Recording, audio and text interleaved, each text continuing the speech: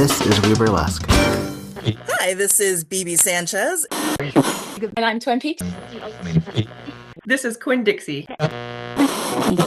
This is Bert Schaefer, and you're listening to We Burlesque Season 9.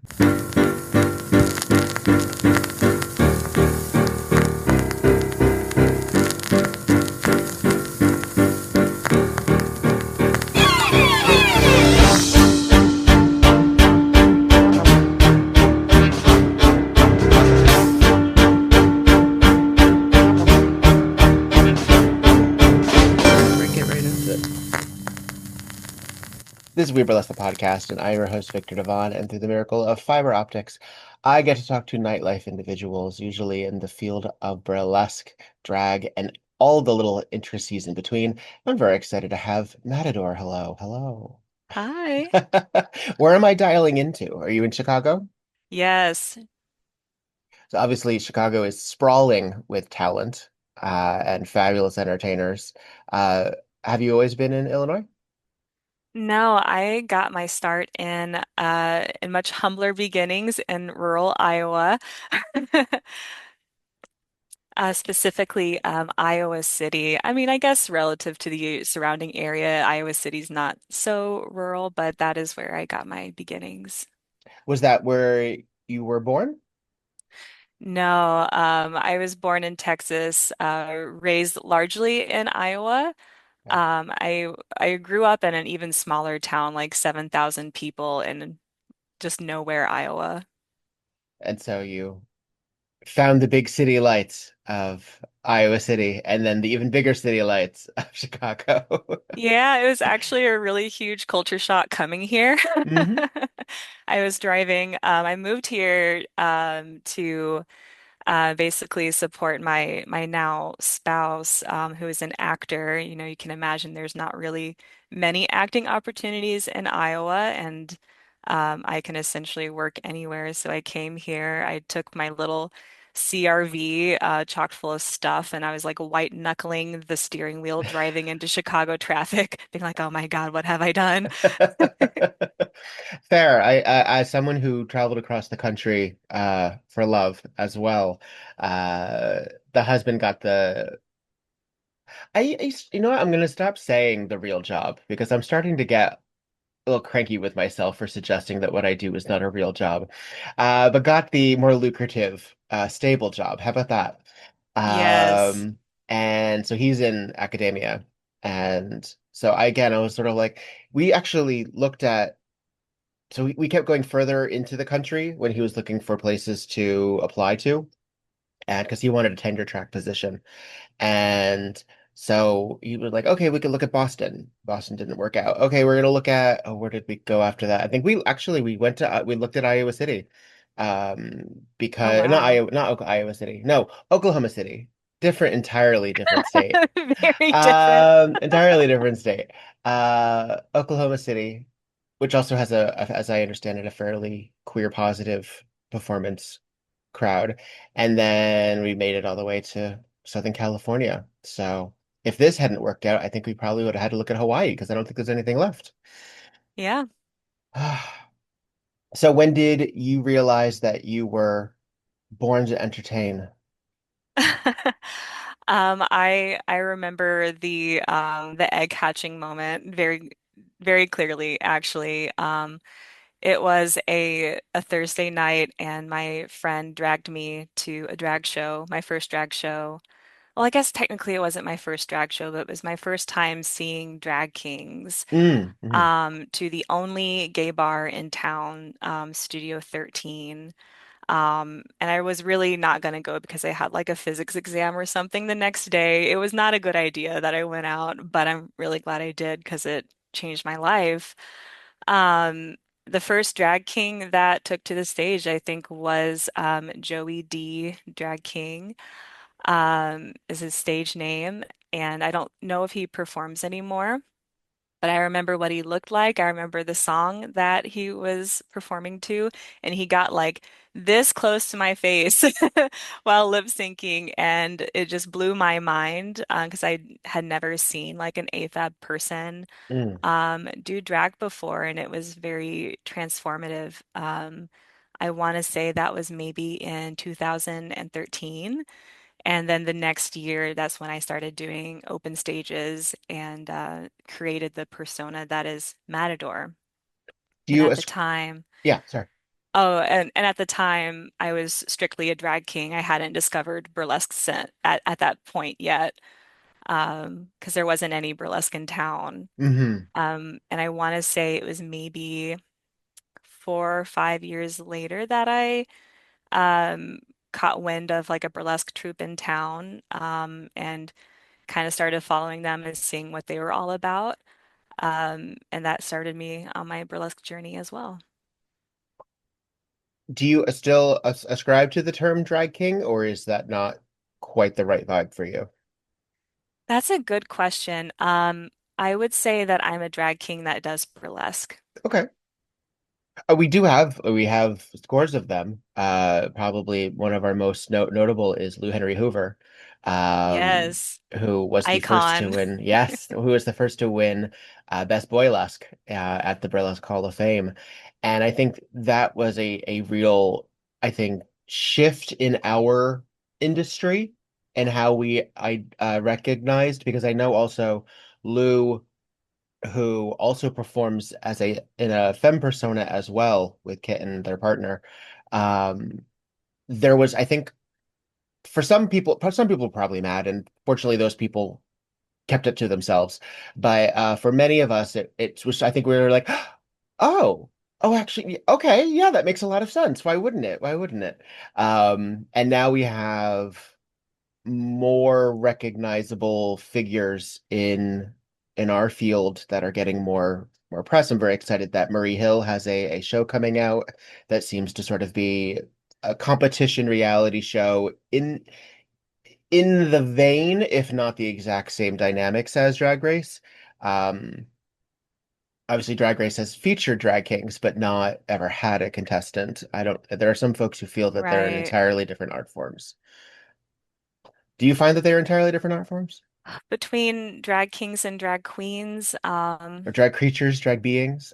no, and that's such a shame that RuPaul has like such a narrow, what I feel like is a pretty narrow vision of what drag is or what drag can be and who is like worthy of that particular platform. Mm, And it's a shame that it's 2025 and it's taken so long for drag kings to have their heyday. hmm I know that there's been drag kings on other versions of like Drag Race, like hmm in New Zealand, and elsewhere that have done so well for themselves there, and we love to see that.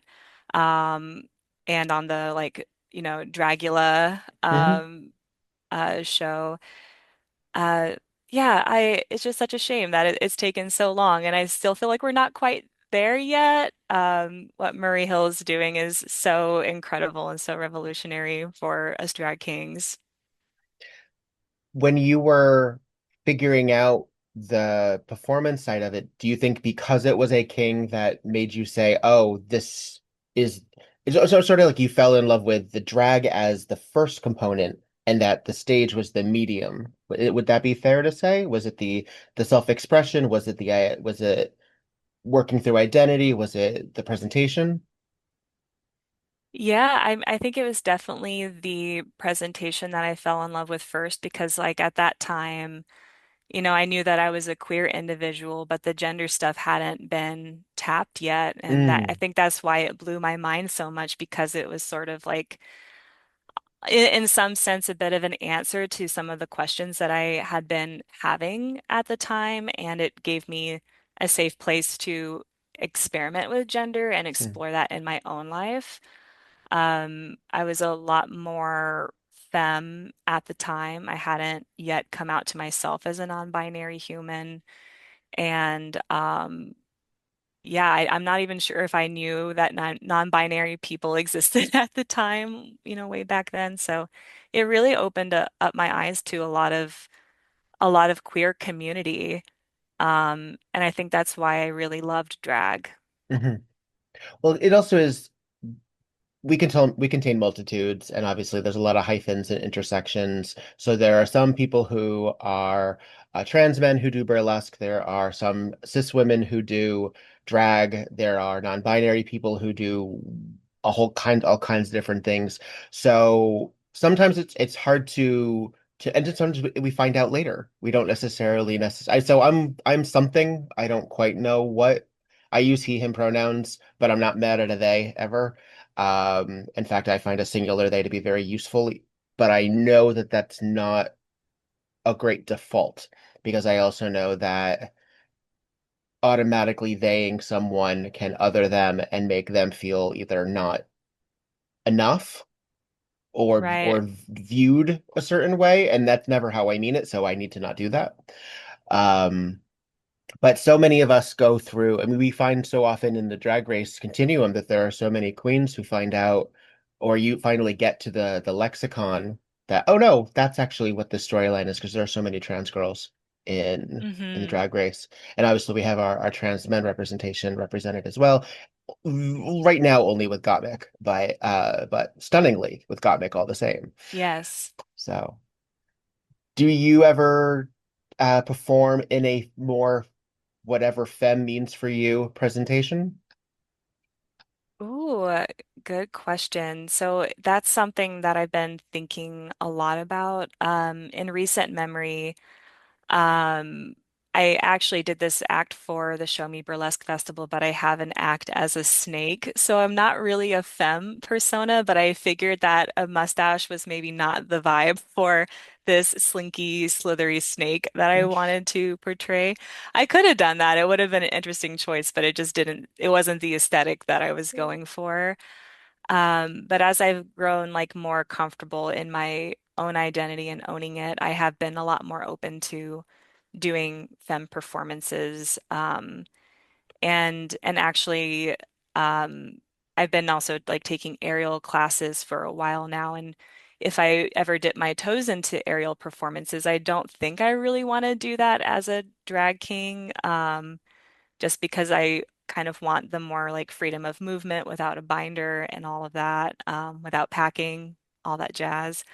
So, although an aerial drag king would be very cool, and it has certainly been done well by other folks, I just don't think right now that's what I would want for myself. Hmm. So I'm certainly open to it. I think it's a route that I'll explore later down the line a little bit more thoroughly. Well, as a performer who uses makeup to change the planes of their face to sort of give the audience visual cues, essentially. So you say you do bind on Hmm. occasion, although I know not exclusively. You do have the mustache. There is a masculinization, but kind of a dandy, if you'll excuse the expression, I can say it because I'm one of them. Faggy. Yay! Um, there is a certain flamboyancy in your Yes. presentation as well. And I know that we've always loved that. As I mean, we've had omnisexual and pan and bisexual representation through like the MC and cabaret or any of those queer coded but Hmm. non mask only villains that we see. There's always ever so slightly a presentation. Would that be a fair assessment that you're something of a limp-wristed gentleman? I think that's a very fair interpretation. And it's interesting that you say that because I really like hearing other people's interpretation of Matador. I have heard like, oh, you're like a tiny Freddie Mercury has come up a lot, which always pleases me tremendously because I love Freddie Mercury. He's such an inspiration, especially for my earlier drag days. Mm. I've had other friends describe me as like an ethereal Fey prince, which is also very interesting to me. I'm like, okay, I can kind of see that, like kind of, little kind of like Puck from Uh-huh. Shakespeare's Yeah. Midsummer Night's Dream. So I think that all interpretations of Matt are valid, and I love hearing what people think. Um, yeah. Recently I did a trans pride like Rococo act where I was in femme face, but it somehow came off very androgynous. And I don't know if that was entirely intentional, but that was some of the feedback I got as well of like, Yeah, you're like a Rococo dandy prince without the mustache, but still like very femme in the face. Yeah, So like Faye, like yeah, yeah, very yeah. like oh, send for the smelling salts. I'm Uh, too much gender for this realm of reality. and I find that really sort of a fascinating thing too, because when we do see like the representation of like the fop or something like that, there is like a sensitivity, sure, but Ah, I guess, and this might be just me laying on my own interpretation of it, but almost like a weakness to it. They are very often treated as effeminate in a weak kind of way, when other cultures that have sort of a submissive role figure, whether they are Spartans or whether they're Greeks or whether that, Mhm. there's a certain level of manliness that is associated, even if they are, I don't know, culturally eunuched in a certain way, where we sort of sexualize them, but sexualize them for the other person. They are sexual objects almost. And I think a lot of fop or a lot of rococo or a lot of that, they're almost desexualized because they couldn't possibly, like, I don't know, be horny. I don't know. Does that make sense? No, definitely. Yeah, I see what you're saying. Yeah, and I this might be kind of a tangent, but it No, I reminds love it. me of like I was watching like a video on like the male versus female gaze in fantasy games, and the sort of the thesis of that video is that when men are sort of dressed up for the female gaze, a lot of the times it just reads as gay, Hmm. um, because um, because there is like that elevation of like um I don't know, like flamboyance, or it's hard for me to even describe like what it is. I feel like if you see it, you know. That But when you have non-toxic like, masculinity yeah, often. Yeah. yeah, or when you suddenly have like men and like what the women in those games typically wear, like when they're wearing it, and you see like all the skin, and their muscles like popping out. And instead of like armor that would actually protect them, it's like, oh, this just reads really, really gay Hmm. and like fruity, and I love that. Yeah. And I feel like there's some element of my drag character that taps into that. Because no matter what I do, no matter how much makeup I wear, I'm never going to be like a real manly man on the stage. And I don't particularly ever want to be. I really like the sort of masculinity that I've cultivated for my stage persona. Hmm. That's kind of more like softer and elegant, and I would consider Matt a rather beautiful man. Hmm. Oh, absolutely. Yeah, I will say it. You are gorgeous. Oh, thank you. Thank you. Absolutely. Absolutely. Um, and it is you glow. You have great skin for one thing. And the softness that you project on stage while you're doing dexterous activity as well, because you are a very physical performer. Yes. I think a lot of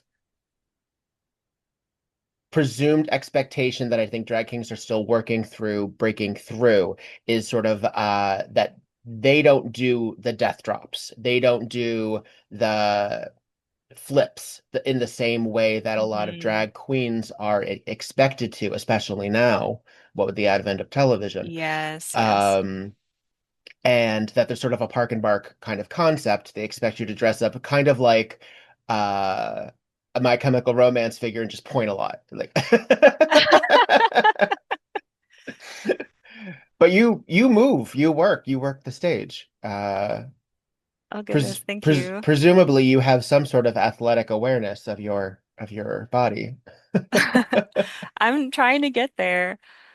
Yeah, and um I think what you're talking about, like the expectations for like what drag performers are supposed to be, is kind of why I kind of when I came to Chicago, I did try to integrate more into the drag scene and sort of found that that wasn't quite for me. Mm, back in Iowa, I felt like it was a little bit more free because there were, a lot fewer performers um, calling the shots, and I was mainly performing with an all king drag group. So everyone kind of got what I was trying to do. Hmm. And when I got to Chicago, it just felt a little bit more different. And I wouldn't say it was unwelcoming, but I sort of felt from the audience that I wasn't what they were looking for when they Hmm. went out to a drag show. So I didn't feel quite as appreciated when I was out there doing my thing, and instead felt found that much more. I felt a lot more welcome and accepted doing burlesque, sort of like I just what I'm trying to do on stage fits a lot better in a burlesque setting. Hmm. And it just made sense for me to stay there and cultivate burlesque as my art form more so than drag. Well, you have some fabulous entertainers in the area, including Dusty Balls Oh and yeah, Tanneroni. yes. Uh, did you find a mentor when you began your work in Chicago, or did you sort of feel I have to man this up on my own? It's really hard making friends as adults. So I wouldn't say I found a mentor. I found, a lot of inspiration in folks like Switch the Boy Wonder and Po Chop and Dusty. They're all such incredible entertainers, who are doing drag. Mhm. But even then, I feel like what they're doing, like their version of masculinity, is not quite the same as what I'm doing. We're Sure. all very, very different performers. Hmm. Um, and I think that that's beautiful that as mask entertainers, we all have a home here in the Chicago burlesque scene.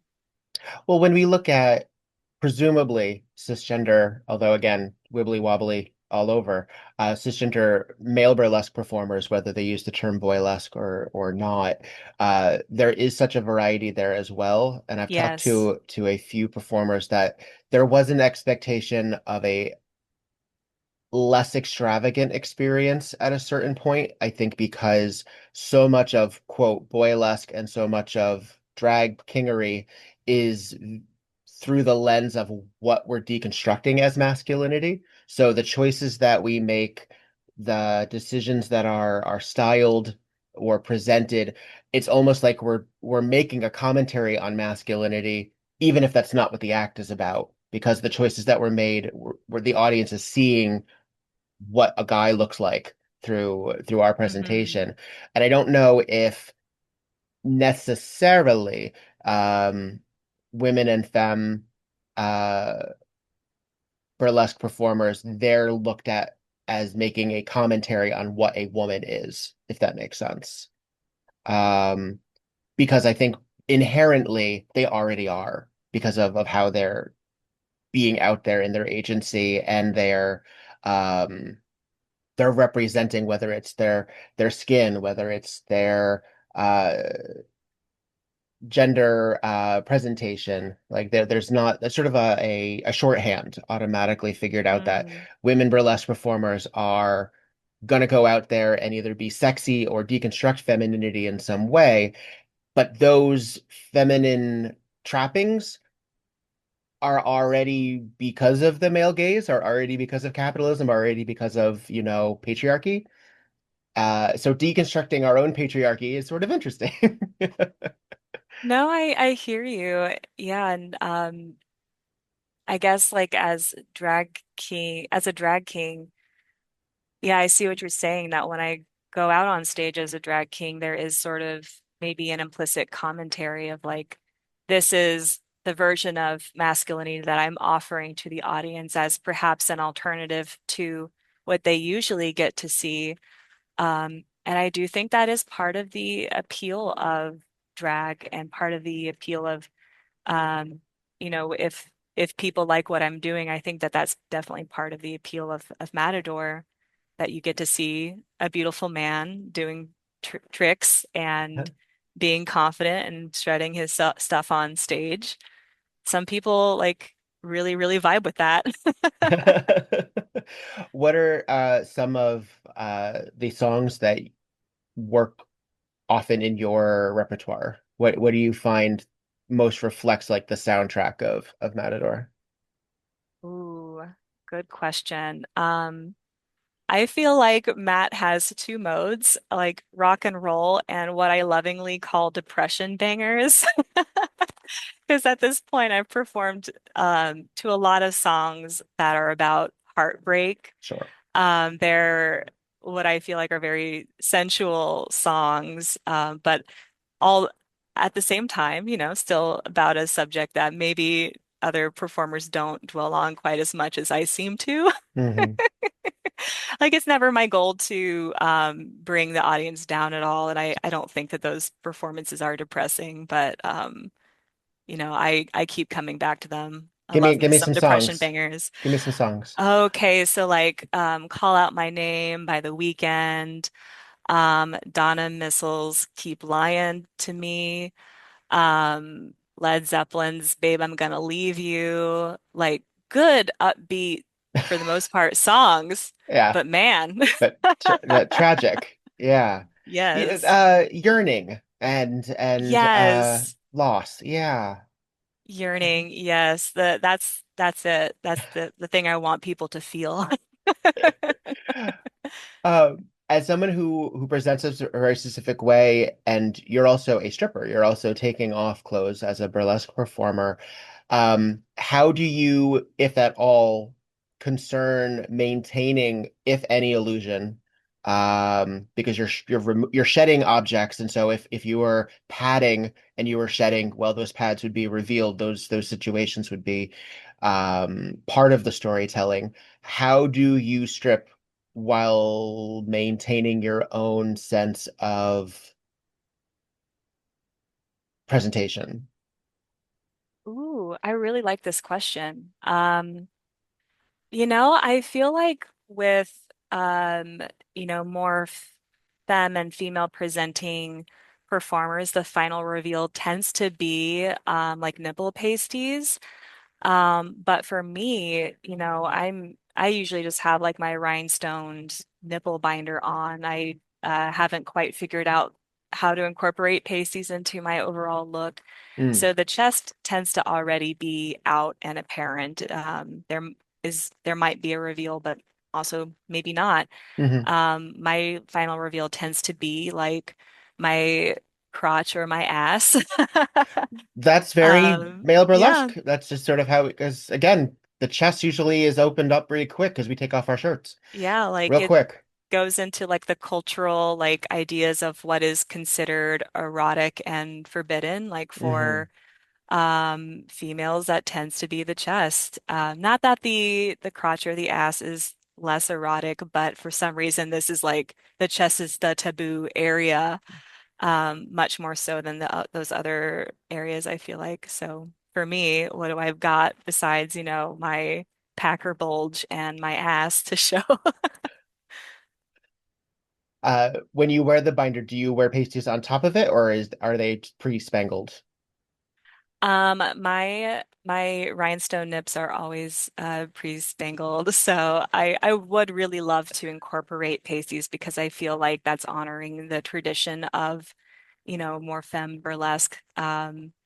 And I feel like it is a weird form of male privilege for me to get away with my rhinestone binder nipples in a way, because my rhinestone nipples have never been flagged by social media.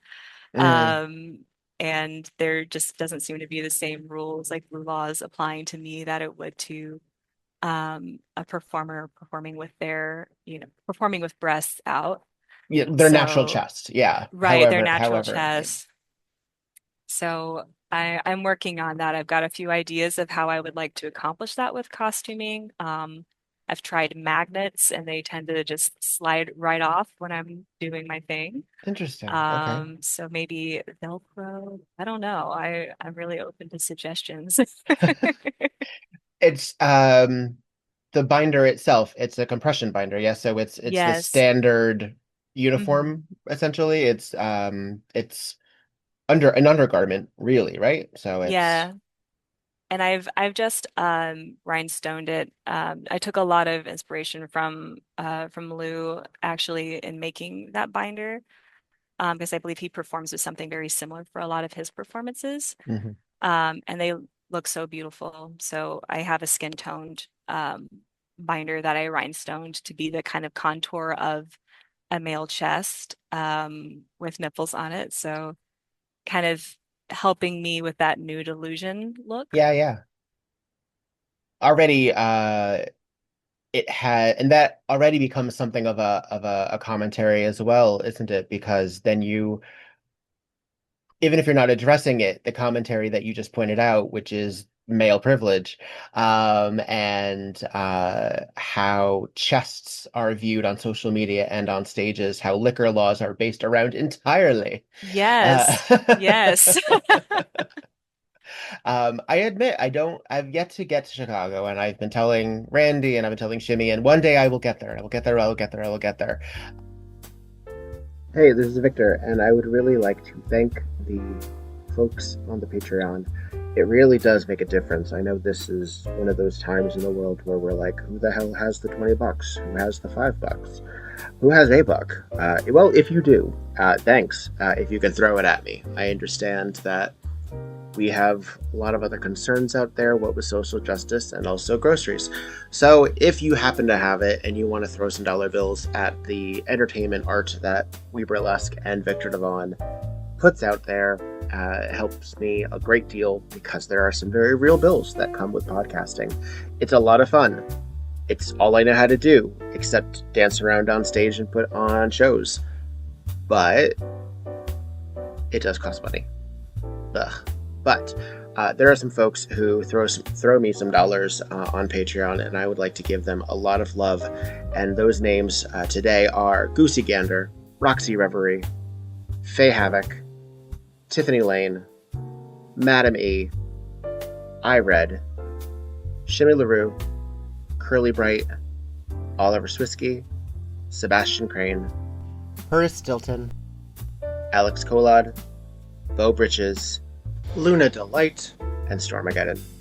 Y'all mean the world to me. Thank you so very, very, very, very, very much. If you would like to support the pod, by doing so, you can go to patreon.com/weburlesque. If you don't have the dollars, I understand. You can also go like, follow, subscribe on all the things, even if you don't listen, but also listen. Please do that too. And comment. Not only do I see those comments and feel really good about myself, but the people that are parts of these shows get to see those comments and know that what they're doing resonates in the world. So, thank you very much. Be well. What are the, if any, legalities of stripping in Chicago? Is it pretty loose? As far as I know, it would be, you can be in a down in a G-string and pasties, and that's fine. That tends to be kind of At the a bar? burlesque uniform. Hmm. Yeah, at a bar. Although I could have sworn like a few years ago there was a new law passed where people with breasts could go without pasties or without tops. And I thought since then I would see more of that, and it really hasn't manifested. I don't know if it's like just an issue of costuming, like it's kind of too much to pack different pasties or whatever for gigs outside of Chicago versus inside of Chicago, or if performers themselves aren't comfortable with that, or if it's Mm. considerations with getting video or pictures. But yeah, if that was a law that became a thing, I haven't really seen anything come out of that. I remember when I was working in New York, the realization that in Manhattan, and I believe in greater New York, but in Manhattan specifically, um, cis women can walk around topless on the street if they so choose. That it is Hmm. either decriminalized or is legal. I don't know the terminology. Um, just as a guy, a cis guy could. And but as soon as you walk into that bar, because there's liquor being sold, suddenly that's not allowed. And that I remember being like, that's insane. That's bonkers to think outside Yeah. of the bar, it's one way, but once I get into the bar, why would that be? And it's so it's into it's too much. It's just too much. I have a very close friend who fought the obscenity laws in Jersey City in New Jersey, and recently, like this was like within the last 6 years, and it was just like, no, you guys, you're overstepping. And I feel that culturally, it's getting scarier. Obviously, Yeah. people are getting more bold, and a lot of trans femmes are getting targeted a lot more than trans masks are. Hmm. There's sort of the unspoken discussion in the trans quote debate of bathrooms and presentation and grooming, as it were, which is Hmm.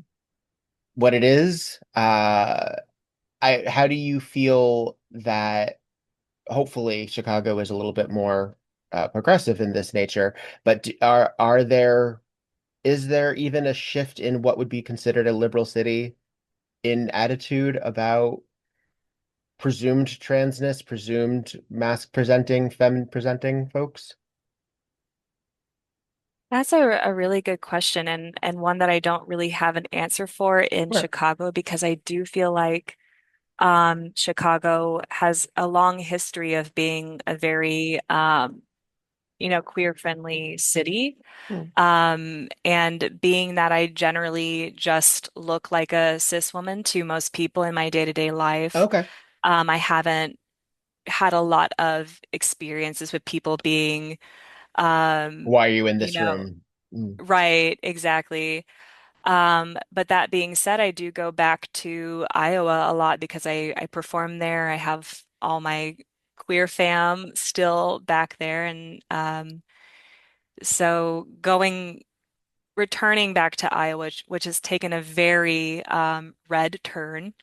It used to be a purple state growing up, but in recent years has become increasingly transphobic and queerphobic. They even passed more laws on drag and performing drag in public, as part of their quote unquote decency laws. I've just felt a little more uncomfortable. I have noticed a few more people like looking at me when I stop to go get gas or something. And even though no one has said anything, there is that like thought in the back of my mind of like, what if some person just decides that I'm going to be the one queer person they're going to pick on today and make my life a little more miserable? Hmm. Yeah, Yeah, uncertain at this point.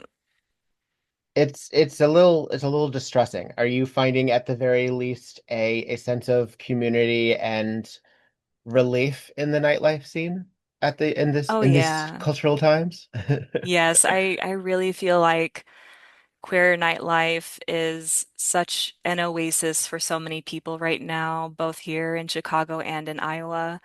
I remember performing the show that I perform in often in Iowa is called Body Body Haha, produced by Caddy Wampus and Anita Sativa. And that's back in Iowa City. And it's a fabulous show. If you're Fabulous. I've worked with in Caddy the a number of area, times. Yeah. yes, she's amazing. If you're in the area, definitely go see that show. It happens quarterly. Um, but we did a show around Valentine's Day, just like, 4 weeks essentially after Trump took office. And leading up to that, I personally was like, I don't know how I can possibly perform as the world is falling apart. I don't know how I can dance for people and entertain as we are starting to dip our toes into dystopia, or arguably already deeply submerged in dystopia.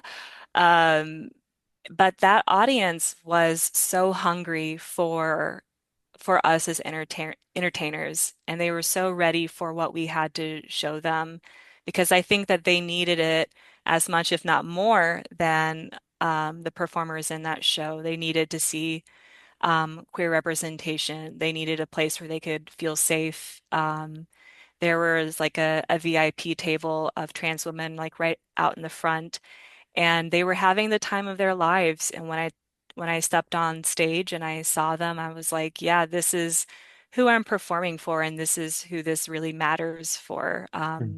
I'm going like all it suddenly recontextualized what I was doing as more important than ever, Hmm. uh, because it gave people a welcome break and it reaffirmed people in feeling safe, at least in that space. Would you say then your acts are a little bit more escapist rather than reflective of? I mean, I know you said you did a lot of sad boy jams. I get you. But I know that very frequently we as performers can get very autobiographical or very memoir as burlesque, and I find your work not to be frivolous, but to be fun. Would you say that you lean more into that when not doing the sad boy jams, but when you're doing um more burlesque stuff? I'm losing track of my own thoughts, Yeah, but yeah. yeah. I would say when I perform, regardless of if it's something like more upbeat or my sad boy depression banger jams, I really try to lead with like what is sensual. Like when I'm choreographing, I try to take that like lens of sensuality and like what do I want the audience to feel Hmm. through my choreography and my movement and like the qualities that I'm giving this performance. Um, and even when I was a drag king or just a drag queen, quote unquote, or drag king, my bad, um, I uh, just wanted to put on stage things that other queer people find attractive. Because for me, growing up in a rural place where I didn't know any queer people, did not feel safe being queer, um, that was always inaccessible to me.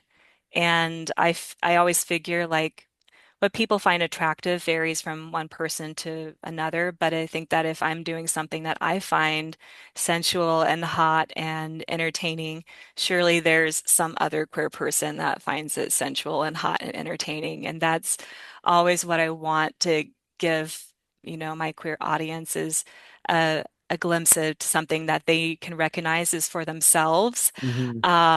and hopefully find some community with that. Yeah. Your uh look and your styling again is inviting. And I find that a lot of performers, when we are making commentary on gender, particularly gender that we are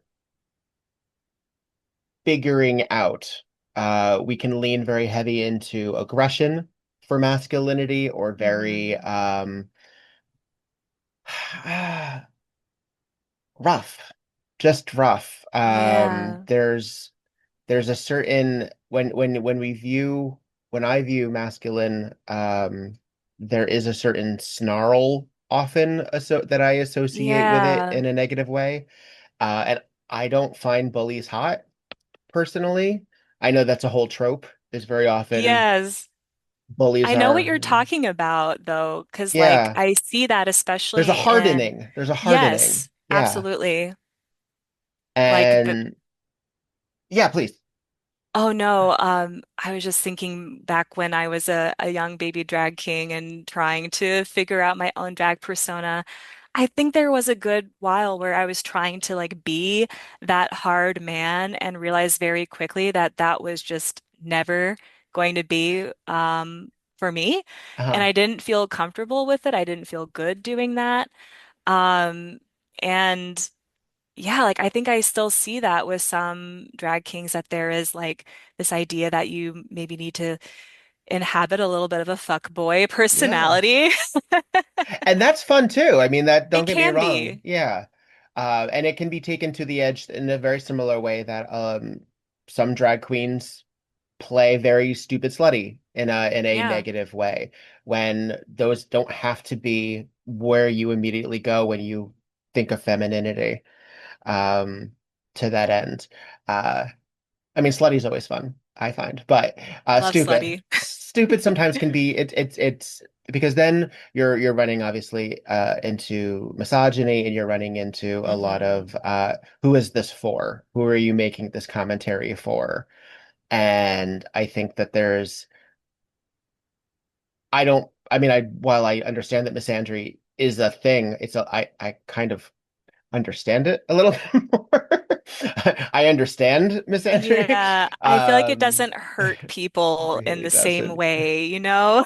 It Like, really does. I don't know if there's like the saying of, misandry hurts men's feelings, misogyny kills women. Yeah, It's just different. And I know with my drag and my burlesque, I never want to make anybody uncomfortable. sure. I just want to do the opposite, and invite people to, yeah, like see something welcoming on stage, see something that they feel like could be for them Right. potentially.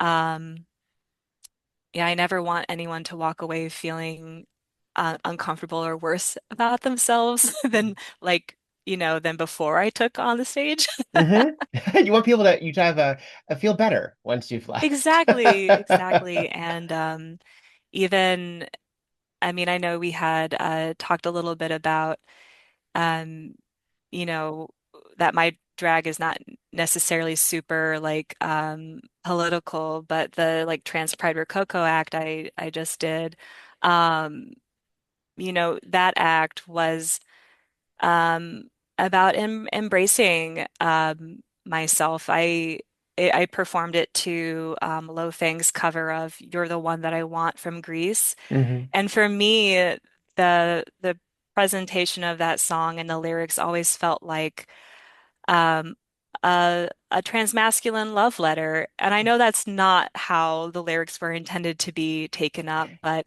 Death of in the author. my Who cares? Death of the yeah, author. yeah. Yeah. In my heart, it's a transmasculine love letter, and that's how I wanted the act to be. So I came out in like this big Rococo hoop skirt and lots of pink and blue and white for the trans pride colors.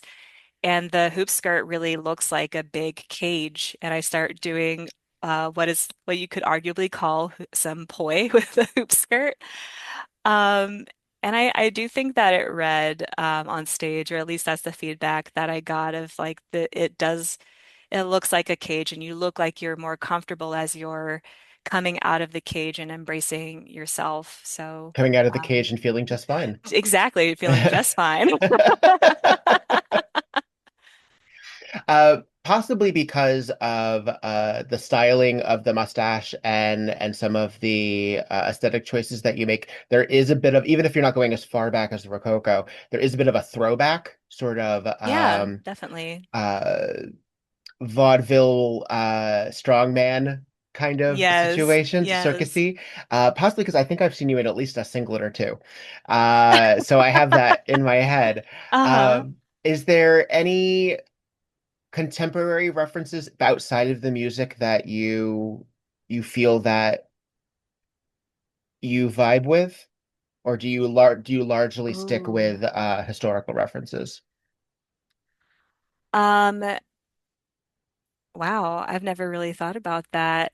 And I feel like it varies so much from like act to act, because Sure. I sort of feel like I tailor my gender for the act, but I really love like 70s masculinity, like the raunch of the low V-necks, and how I feel like A little that masculinity sleazy. was so, yeah, a little sleazy, a little slutty. Men, bring it back. What are you doing? Please. Yeah, bring back the really tiny shorts. I feel some folks are trying. Like I don't know Benson Boone very Yeah, well, but I know that he's sort of becoming something of a yeah. uh throwback in a way that even like Harry Styles wasn't looked at, which is an interesting thought. I think there's things to deconstruct there because Hmm. I think because Harry has that boy band baggage, boy band baggage, blah, blah, blah. In addition to being a little soft. and Benson Boone has sort of like that hyper mask Freddie Mercury-ish kind of swagger. I think there's stuff to deconstruct there, but anyway, I feel he's our most recent pop culture figure who is being viewed as kind of a fuckboy, slutboy a little bit. Fuck boy, slut boy. I love it. I don't know this Benson Boone. I am Oh, yeah, horribly behind the times. I will have to look he him up. he made waves at an award show or two. It may have been the Grammys. Uh, he's I don't know. Yeah, I don't really. He wears a lot of pantsuits essentially. Oh. Yeah. Oh yeah, okay. Yeah, I'm just Googling what he looks like, and yeah, I love that. Love a good pantsuit. His Tragically signature obsessed is with like pantsuits. flipping. He can flip backwards. Yes, That's like his yes. big thing. I could not tell Okay. you a song by him, but I know what his body looks like in a pantsuit. So that's about all I know. Yeah, I like his vibes. But I would say like for the most part, I actually feel very like inspired by, I don't think it comes out a whole lot in my performances, but I'm really inspired by like myth and nature and animals. Um, and sometimes like historical period wear. Mm. There's all kinds of fun eras of masculinity to draw on and draw inspiration from. Well, I mean, getting into myths, and I was a myth boy growing up. I drew pictures of Medusa quite frequently, and had Persephone fan Amazing. fiction because I was that weirdo. Yeah, I love that. Um, and I remember being fascinated by like the Minotaur Mhm. and the Odyssey, and I mean there obviously the women were far more interesting to me. I loved an Athena, a Medusa, a Calypso, etc. But when it came to the men, I don't know if it was simply because they didn't have, I mean, sort of generic hot guy in a helmet going off to war. I don't know. It didn't Eh, excite me. I wanted a sirens. Give me more sirens. Um, and that's all in my head. But I think, but there's a lot of sensuality and sexuality in myth and procreation and mhm. the blurring of gender lines. A lot of consent discussion also. True, yes.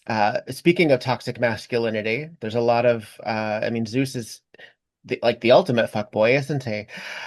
Oh, he's Uh terrible. but a lot of that also I think is because those stories were written from a perspective where it didn't give women particularly agency. They were sort of just viewed as vessels or conquests or things like that. So whenever we as contemporary human beings get to rewrite those storylines, I think all for it. I'm all for it. I think problematic media can only be improved upon. Absolutely. And what usually happens for me more often than not in act creation is I'm I know I talked about like that there's all these different versions of masculinity over time to draw from, but I think what I more often do is look towards the feminine archetypes and I think about how to recontextualize those in my drag persona. Oh, interesting. Okay. So I do actually have a siren act, and it's like a body horror siren act where I'm Ooh. encrusted in like barnacles, and I have an octopussy as my bulge. Is there And photographic proof of this anywhere? it is buried somewhere in my Instagram. It's been a long time since I've done that particular act, and I don't think there were a lot of photos of It it sounds at the time. intensive. But that was a really fun act to create, and I realize now looking back of like, yeah, the siren is a much more like female coded archetype, but Yeah. I'm performing that still as a man.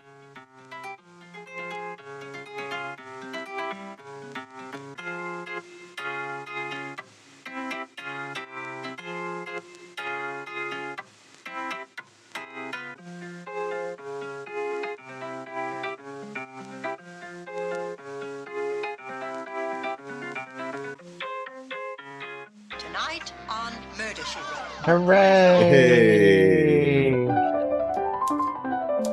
It's Yeah, kind of Piper Laurie and Brenda Vaccaro had a love child. thank goodness. I want to know Those her. nails. Yeah, where's her series? That's what I She's want. fabulous. The son is Joaquin Phoenix. I know, isn't that nuts? And he is an ugly little kid. I'm sorry. We're just like, hey, remember when this guy was in this obscure Broadway show in 1976? Right? Look at him in those tight pants. Yum. Well,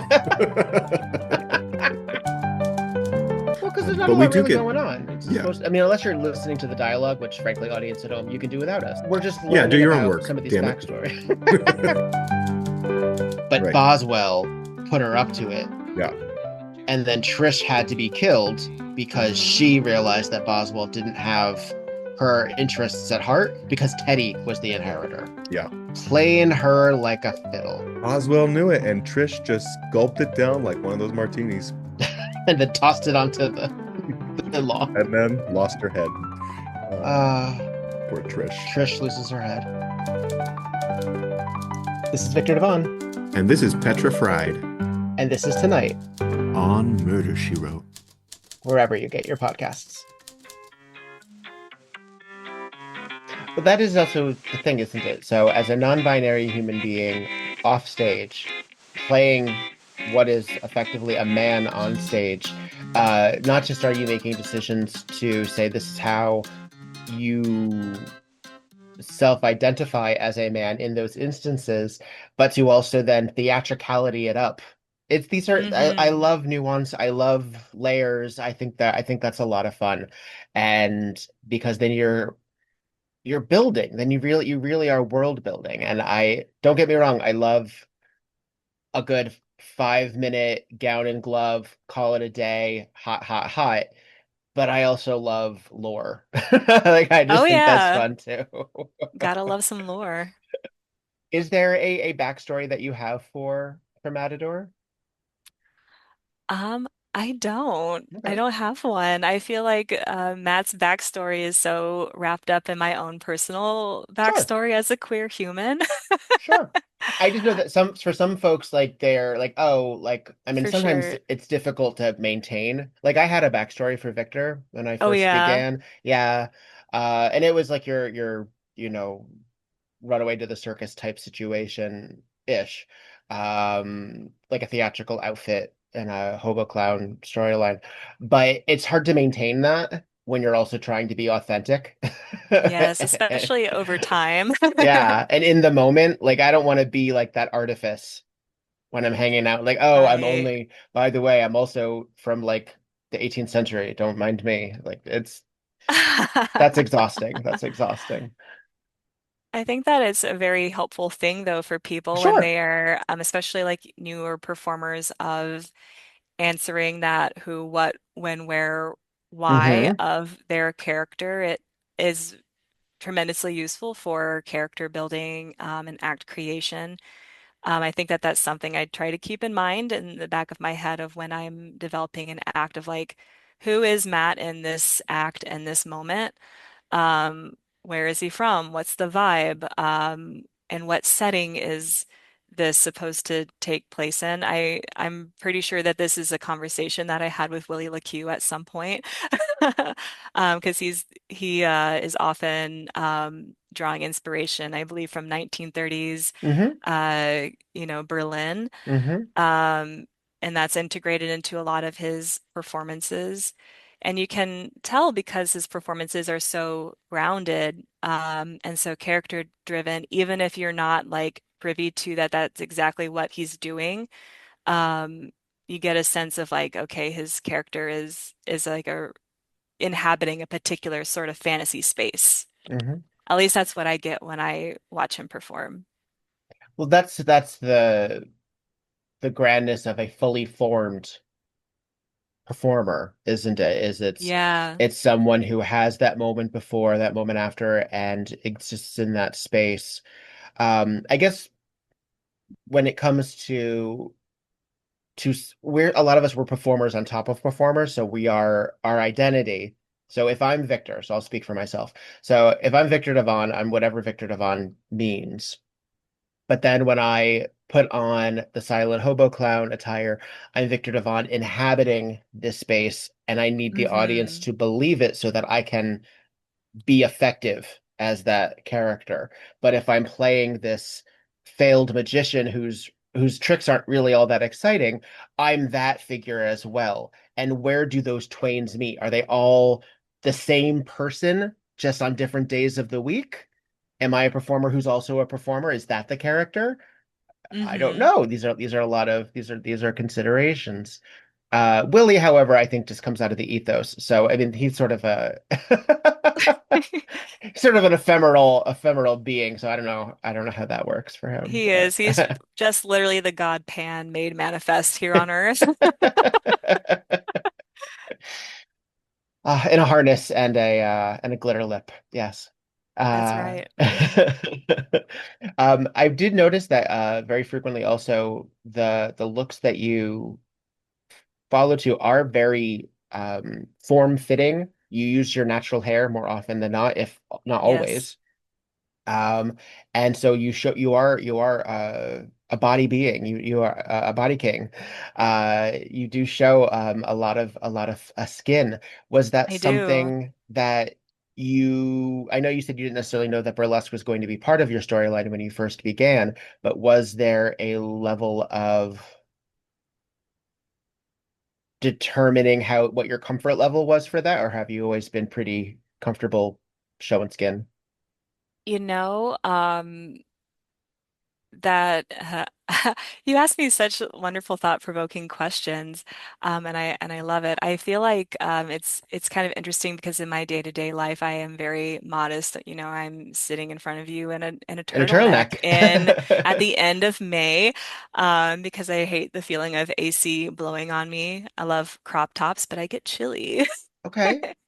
And I really thought that when I first started doing burlesque that I would feel some kind of way about showing as much skin as I do, but I actually feel very comfortable doing it on stage, even though I don't even like wearing swimsuits out to the public pool or something because I'm like, ooh, don't look at me. Okay. Well, So there's for a whatever there's an reason, armor when you're on yeah, stage. Yeah. true. Yeah. I think maybe the persona of Matador just lets me kind of like ease up and lean into that more because it is a safe space to show all that skin. Um, and really, burlesque ended up making a lot of sense for Matt because it was very hard to find masculine clothing that fits my body. Um, I'm a small human and proportionally what fits in the hips will not fit me elsewhere. Mm. So You got some butt. I got some cake. Yep. Yeah. From one butt to another. I feel you. Yes. Yeah, yeah, yeah. Yeah. So like leaning into feminine clothing at times was, required if I wanted to put clothing on my body at all, because that was just what was available and affordable to me at the time. Nowadays, I'm blessed with the ability to work with more costume designers who can make something actually fit my body and the exact like vision I had in mind. That's a relatively new thing and has been a huge game changer.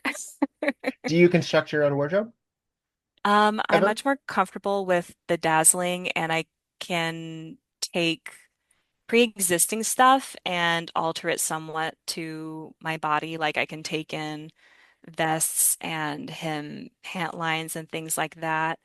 But it does feel very much outside of my wheelhouse. And there's always the fear of like messing up. And if I mess up, well, it actually just costs me more money than if I had hired a professional from the start. I don't know. Yeah. It's certainly a skill I would love to develop more. I wish when I was younger and more amenable to new tasks, I wish that I had taken advantage of sewing lessons, and I wish I had taken advantage of like learning a musical instrument and language. Yeah, Learning another language would yeah. also be really great, but I just did not have the discipline or brainwaves to really do that. I was deemed uh we called it ADD, not ADHD. I don't know if that's because they were technically two different things or they just hadn't changed the nomenclature yet. And while I haven't addressed that as an adult per se, I'm on other stuff. But I'm an entertainer, of course I'm on something. But I didn't have the patience. I didn't have the discipline, I guess. Hmm. And I know that that was one reason that the parents wanted me to do Taekwondo. And I did. I stuck with Taekwondo for a good 3, 4 years, to learn that sort of like focus. I was too all over the place. And I really wish that at a certain, like, I wish I could have just fucking done it. That's how I would live my Groundhog Day. If I had that, I would learn. I mean, I say that. Oh, God, I hope I would. But I would probably procrastinate because I'd be like, "Oh, I could always do it the next time." But Well, that's always the hindsight is 2020, and I feel, in my own journey, I have arrived so late in everything that I love now. I'm turning 35 this year, and I started circus really late in life. I sure. came out as a queer person late in life, came out as non-binary late in life, Okay. and This it these were just things that came out in your 30s? um like mid to late 20s to Okay. 30s. And I know to some people they're like, "Oh, that's so young. Like don't worry about it. You're all on your own journey." But nowadays, kids come out so early, and that's such a blessing that they get to experiment and figure out who they are at an earlier age. I think that if I had been born, 10 years later, I would have been just such an openly queer ass child. I think but we'll never We'll know never because know. we only get the journey we get. Well, and unless we manifest in some other body the next time, but often then we don't know that we've already manifested We in. don't Okay. know. Yeah, I I have always felt that I was running out of time, and I don't really know what that means. And I always have felt that I have been very behind. Um, and I know that for a certain gay guy, that is very common because a lot of us, and presumably lesbians and bisexuals as well, but specifically speaking to this, um, we don't feel uninhibited as youth because there's that self-protective, either culturally or Hmm. where we live or what have you. And I was born in 1983. Hmm. So when I knew who I was becoming, the HIV crisis was in full swing. Representation was not at a premium, and I took where I could. And I'm very Yeah. happy that I had things like the birdcage and Tu Wong Fu, which I found to be affirming, um, but limited. And as many young gay guys do, I gravitated to my divas. So I had the women icons that I had, including Madonna, who was fortunately very present in gay media and helped Hmm. get me to a lot of those things. I learned more about HIV and its effect on the queer community through her and through MTV than I ever learned in school. And by the time I had the language to know what I was, and I use gay, although queer is a far more proper galaxy for me to assume, knowing what I know now, but I use them pretty interchangeably.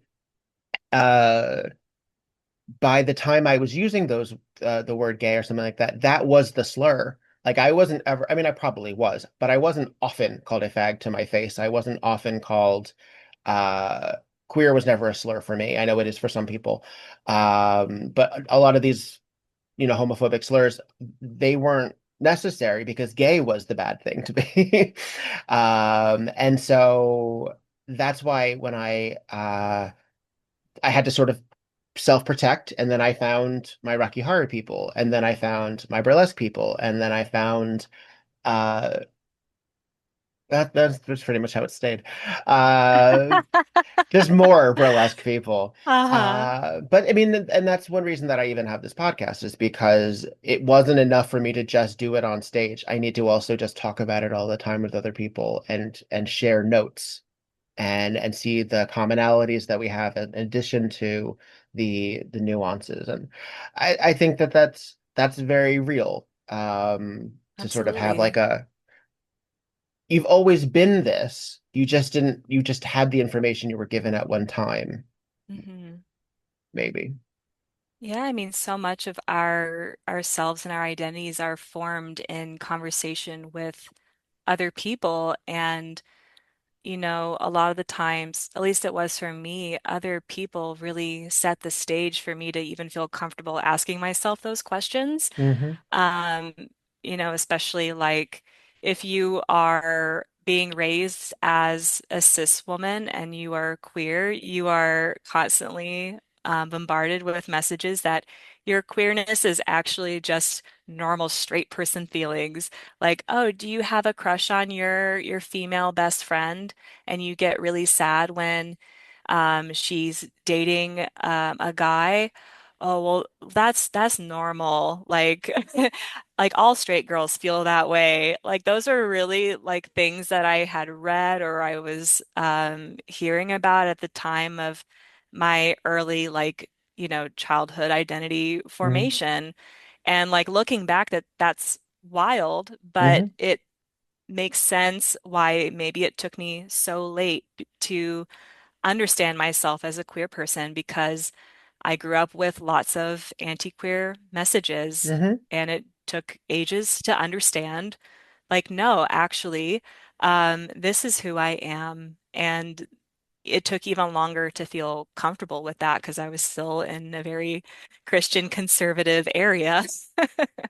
Well, and so much messaging is both at the world at large as well as our own personal, spaces. So I mean, we still live in a world where people say that little kids are going to be heartbreakers. Oh, that's your first grade Yeah. girlfriend, things like that. And it's weird and I don't understand it. But I remember being like in love with Madonna and Catwoman and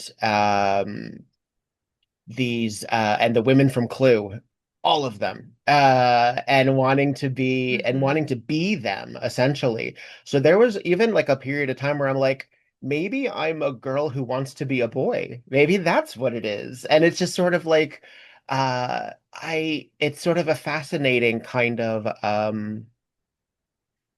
push that I don't know how, because of capitalism, we don't have Yeah. a lot of time to like sit and meditate and figure it out because we're all on the run gigging and it's hard to Yeah. and that's why whenever I see somebody who does come out late in life and I see the inevitable comments because I'm that asshole who reads the comments where people are like, oh, as if we didn't know. I'm like, well, first of all, fuck you. First of all, fuck you. That's not what this is. Or who didn't know? They didn't know. That's what's important. Like, Yeah. it bothers me. It really The does most bother important me. person in this conversation didn't know. Yeah. Or they knew and they didn't feel that they could say it. And you know what? That's more of Yes. a reflection on where they were and who is around them. That's your fault. You didn't make that person feel comfortable to say it earlier. Yeah, I think we need to take responsibility for that as whatever straw man culture I just created there. But it bothers me. It bothers me on their behalf. Like people don't even like I don't give a fuck about I don't know Barry Manilow's day-to-day life, but he came out officially at like 78. Good for him. Yeah, seriously. That's Pisses me off to wonderful. no end whenever I see someone like, oh, it doesn't matter. Oh, it's just the music. I'm like, shut up. Shut up. There's this line in The Simpsons of all things, and this gay character calls Homer, and he says, Homer, it's Grady." He said, "The gay guy?" He says, "That's not all I am." Well, it's a lot of who I am, but I'm like, yeah, there's a lot of what you are. Um, what else, before I let you go, and I thank you for being so generous with your time and me getting to not only get to scratch the surface with you, but also to sort of you've got me monologuing. Uh the the other things that you find interesting outside of stage performance, is there anything else? I think I saw that you're also an artist, like a drawing artist. Yes, I am. My first love was visual art, and this might be kind of like an obscure reference. I grew up as like an anime kid because at, like my third or fourth grade book fair, there was this book called How to Draw a Manga by Katie Cooper. This book has been like so formative for so many young artists at the time. And if you were to Google it, you would see very clearly like it's not great, but for a third grader or a fourth grader, it's immensely accessible.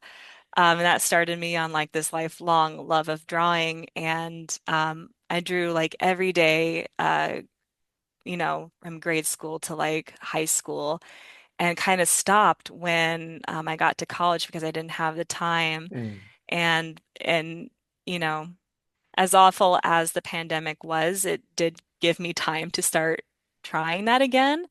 And discovered that I had lost a lot of skills that I had, but gave me the opportunity to, relearn things and do better than, when I had stopped drawing. So, would love to get into that more. And I have like a kind of a pipe dream of drawing like an entire burlesque tarot deck, Mm. which would take me like 2 years to complete just because I'm such a slow artist, like such a slow drawer.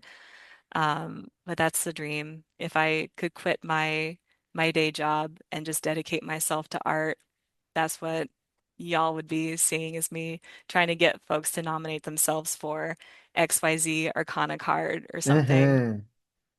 Hmm. What would I be? I'm trying to remember the last card I had read for me, the last time I had a reading was actually a while ago.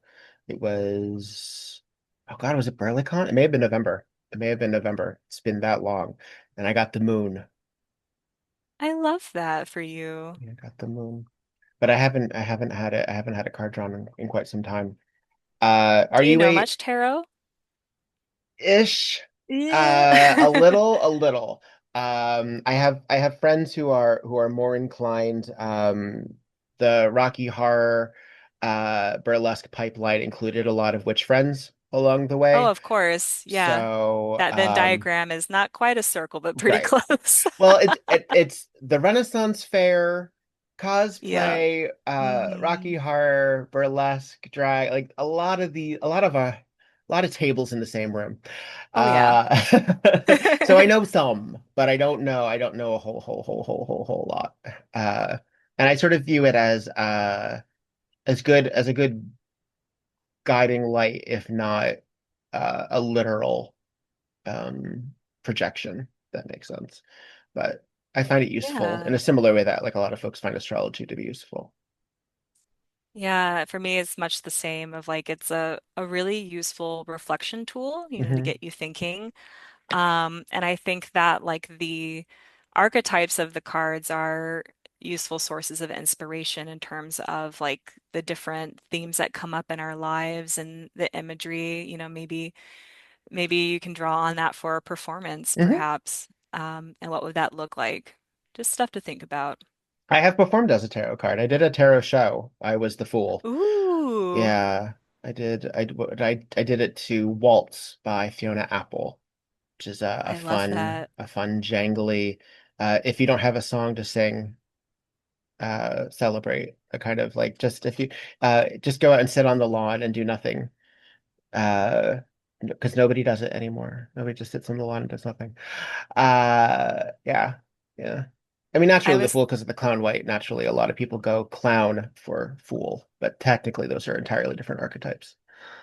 yeah, I was actually thinking that if I were to nominate you for a card, I would pick the Fool actually, because the Not Fool Matt. is the start of a journey, and in this podcast, have been so thoughtful, asking people on they're burlesque journeys. Well, So thank you yes, I for think that. that card fits you perfectly. Thank you for that. Um, Before I allow you to go, can you tell the folks the ways that they can keep in touch with all of your goings on? Yes, my social media presence is kind of feast or famine. I'm trying to change that. But you can follow me on Instagram at your.matt.adore. And likewise on Facebook, I post there when I've got shows and random little snippets of my life in my stories, if you so choose, if you're interested. Splendid. Do you have anything exciting coming up in the coming year, do you know? So I'm actually taking a bit of a break this summer so I can go to circus school full Nice. time for 6 weeks, and I'm a little nervous that maybe people will forget I exist in those 6 weeks because you know how attention spans can be in this day and age. Yeah. So y'all don't forget about me. I'm gonna come back stronger with some cool skills. I mean, that's the thing, isn't it? They can't forget you because you'll come back with abilities, like That's right. I'm gonna even level more. up. Ooh. And I will say, I think I said this to you the last time that we were in a space together, which was probably the Ohio Burlesque Festival, I think that so. I think it took 2 to 3 meetings of you to realize that your name was a pun. Yes, it Yeah, is. I know, I know. And I don't know why. I think I needed to introduce you to somebody. I think I had to say like, oh, this is Matador, son of a bitch. It really Yeah, is 50-50. Like some people get it right away and others just think it's Matador, like like kind of like a portmanteau of I don't think I'm pronouncing that word right. Like a portmanteau. combination of Yeah. Jadador and Matt Finish, maybe. Oh, interesting. No, I'd never thought that, but no, it's because it kind of give me like romance novel vibes, almost like it's Oh, softness and okay. adore. And Ooh, adore is a I great love word. that too. Adore is a It good name. is. Well, thank you for spending some time with me. I will tag you in all of the things and include the ways that people keep in touch in the footnotes. And I hope that you continue to thrive, and however that ends up manifesting. And I hope to share a stage with you again sometime soon, especially now that I have all this backstage lore knowledge, so I can. I said this I think off the record that I've always felt that we shared spaces but never had a chance to really like hang. Yeah, So I gotta get to Chicago. That's one thing. I do have to do that. So absolutely. We are ready to have some Victor here. yeah, you know what it is? I gotta line shit up. That's the problem, is that the administrative part of me that's like I have to also work while I'm there. I can't just enjoy myself, so I have to perform and I have to like hit spots. I actually have to like be that guy who is like, okay, so what date is this? Okay, let me do this. Right. Hmm. Already tired. So Like, why can't we just be sparkly people and the administrative stuff magically happens, huh? I need an intern. That's what I need. An intern who is a glutton for punishment. All right, darling. Well, it's been a pleasure. Be well, and thank you so much. Yeah, thank you so much for having me. Have a great rest of your day. You as well, folks at home. Thank you for listening. Follow, like, subscribe, patreon.com/We Burlesque if you're feeling it, and go to shows. Buy your tickets early if you can. I know it's hard out there, but it makes a lot of us feel really good when we know people are coming. So, bye. Mwah. My pleasure. Bye, Victor. Have a good one.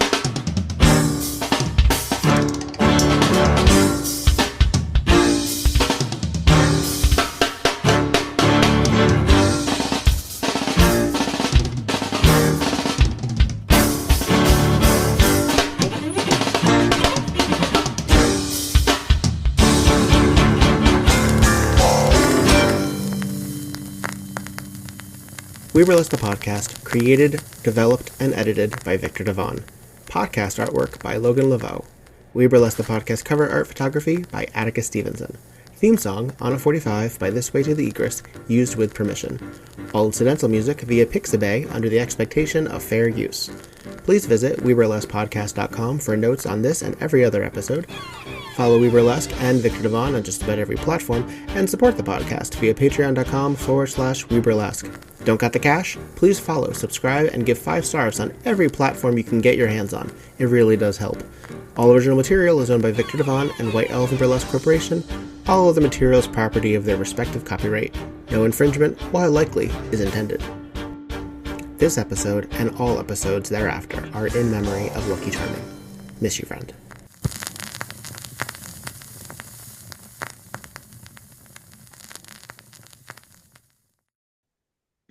And that's it.